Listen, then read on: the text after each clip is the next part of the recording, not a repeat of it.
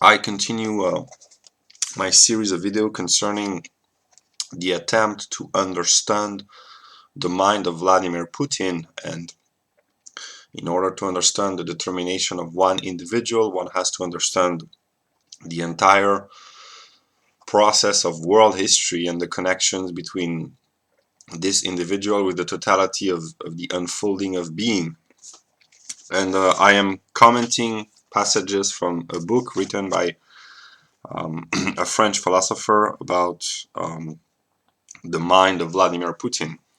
And um, apparently, Putin is a Sovietophile, means that he has a care and a love for the Soviet Union. He sees pride in the achievements of the Soviet Union, which became a world superpower in the 1950s and at the end of the Second World War in terms of military power, political influence, um, and technology. Oh, in spite of the economic failure and the political oppression imposed upon the Soviet population. He is true to his roots. His mother was a firm believer, and his father was an atheist. And we have the religious unity between men and women. Men are more likely to be atheist because atheism is the principle of separation from God. It's the assertion of the individual will to think for oneself, to be free from the influences. It's an assertion of freedom, whereas women need a spiritual presence to feel connected and to feel united with the whole of being. So usually women are more religious than men. Men need more independence, but as a philosopher once said, I think it's Bacon, he says that a little bit of philosophy draws you away from God, but a lot of philosophy brings you back towards God. Uh, Putin apparently is is not a fervent Leninist. He never believed in communism. So he in his mind he kind of admires the greatness and the power of the Soviet Union in terms of military and political influence without agreeing with the political ideology which brought about this greatness. Although strictly speaking, it was more some sort of a nationalism. The USSR was in a way nationalistic at some moment in its development, and it ceased to believe in its own principle. They were formally socialist, but without the strong imprint of patriotism, they would have collapsed even earlier. Uh,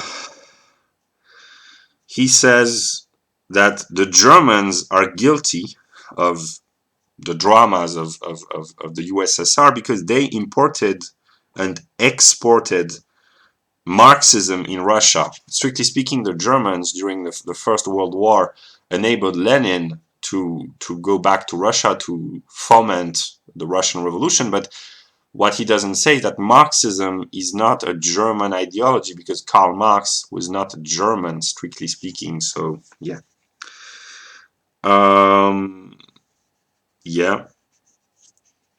Apparently, he's kind of a liberal in the economic sphere, so he's a pragmatic, but he's a liberal whose will is to control the economic life and the social system nonetheless. So he's a liberal statist in a way. And he's pragmatic and he acknowledged the failure of the planned economy. And there's a very good book by Thomas Di Lorenzo about socialism, and Mises, Ludwig von Mises, wrote a book in the 1920s to explain the fundamental flaws of socialism and the reason why socialism is doomed to fail as an economic system because of a lack of information, because the inherent selfishness of men, because the impossibility for those who plan ahead to have a full view of the economic exchanges and the economic needs of all the agents. So it was already understood in the 19th century by the liberal economist and by Mises in the 1920s of the 20th century, and there's a resurgence with the idea of socialism. There is a resurgence of anti-socialism ideology. It's a dialectical process, and we see the rise of popularity of the libertarian movement in the US with the Mises Institute, which is just a dialectical response to the rise of socialism, because people feel that the economy and the economic world is unfair and is not satisfying. So there's this tension within the economic sphere. And for him, the most important values of Soviet society was patriotism, and patriotism is a determination of objective spirit. In the philosophy of Hegel, it is the self, especially the masculine self, the man who identifies his identity, his personal sense of belonging, to the idea of forming a civic community. And the distinction between patriotism and nationalism is sometimes blurred, but it must be understood nonetheless, is that a patriot is attached to a set of constitutional values in the realm of law and legislation, to a set of belief about politics, the need to sacrifice oneself for the greater good of the state, a set of cultural values, eventually religious values.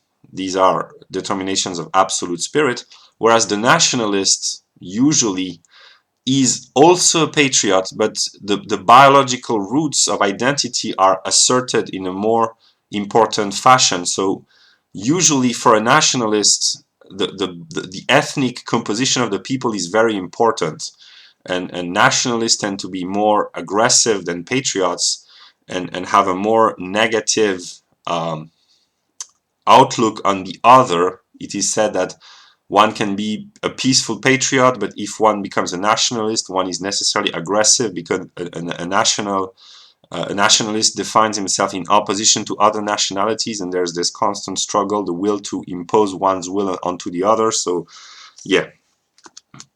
He says that, according to Putin, the ideology of communism was the love of the fatherland.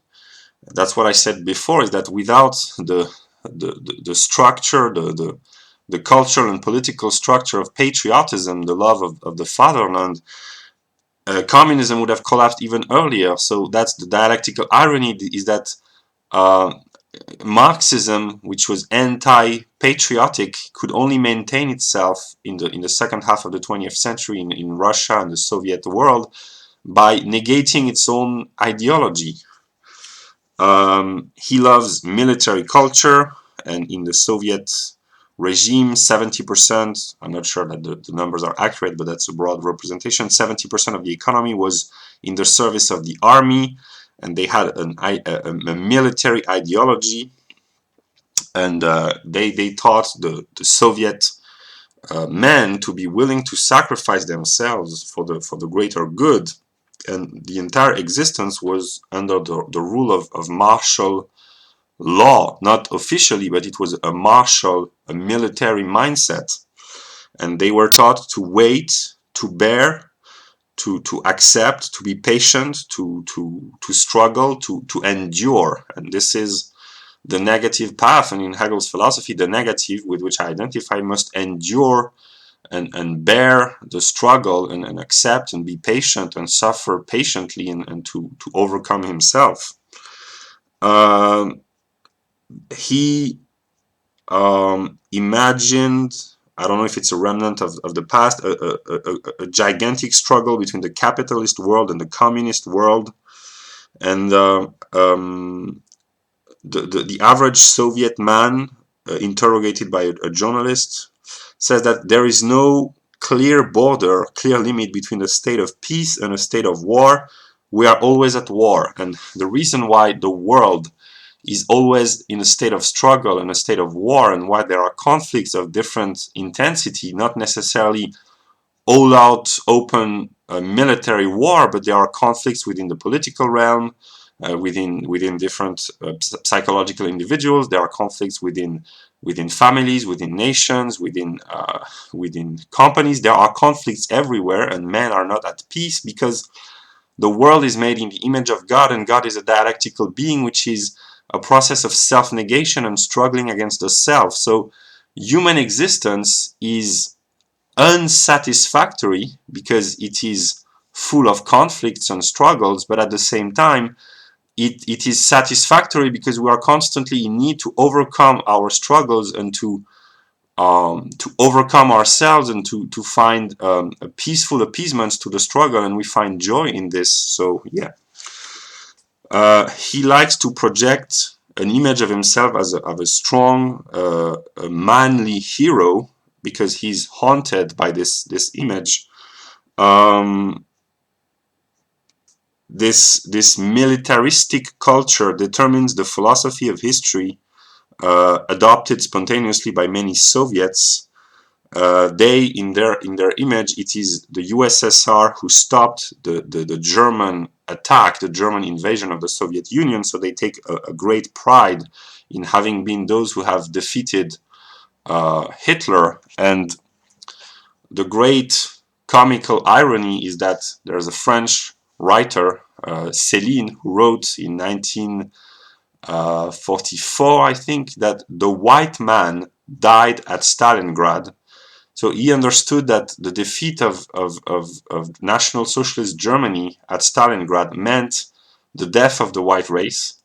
And many decades later, many white advocates placed their faith and their hopes in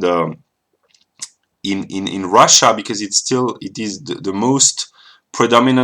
most powerful and most predominantly white country on the planet, which is not yet on the path of demographic suicide.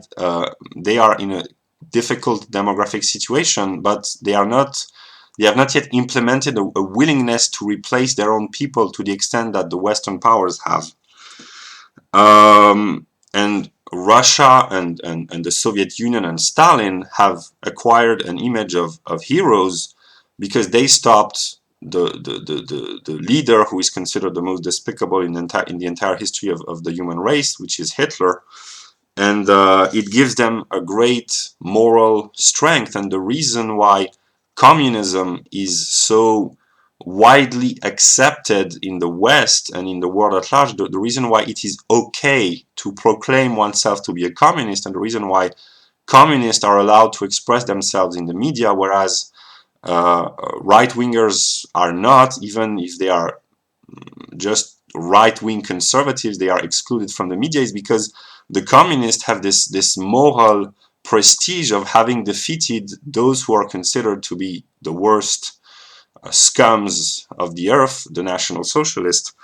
And yeah, and there is a process at work in the Western world to expose the crimes of communism and to try to bring balance and to simply rationally explain that communism killed and oppressed more people, significantly more than the fascistic regime. And this expression of truth, which must be accepted as being a reflection of world history, is not easily accepted by the dominant establishment in the West, because if you relativize the crimes of the fascistic regime by saying that the communist far-left regimes killed more proportionately than the far-right regimes, if you are relativizing the crimes of the right-wing regime of Mussolini and Hitler, and most notably, and even in Spain with Franco, and the autocratic regime in Chile with Pinochet, you are enabling the disruption of the entire moral order on which the West is built, namely the idea that the right is absolute evil and that the left is good. And if you relativize this tendency, saying that the left has also its evils and the right may have its virtues, you are breaking down and tearing apart the entire political and moral order, and that's a cause of worry. So yeah, I will stop there for now, but I will continue because it must be understood in order to understand the current events.